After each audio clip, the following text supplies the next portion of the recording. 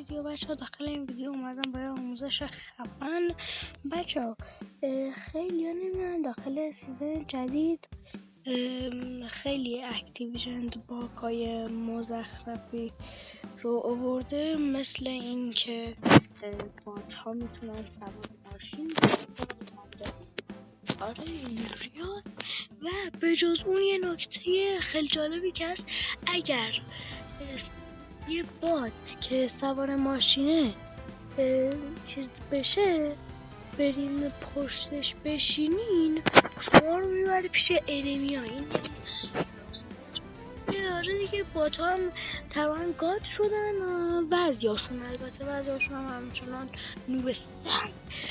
بله دیگه آقا، داخل این ویدیو میخوام بهتون آموزش بدم که چجوری داخل بتل. الان نگاه کنم، من یه دست تستی برم.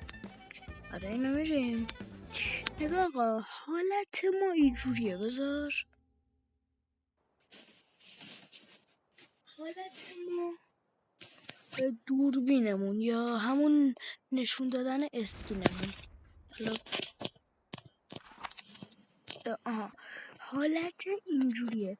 ما باید چیکار کنیم که اینجوری بشه؟ و این علامت این ورم نیست، این پایین، این گوشه. نگاه کنید،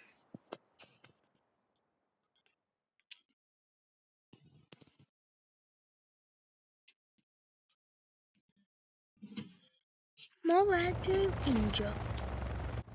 ببخشید، اینجا دو تا حالت داریم، یکیش اینه، یکیش هم این دوتا. اگر رو این حالت بذاریم صفمون فقط دستمون معلوم میشه، پشتمون معلوم بشه.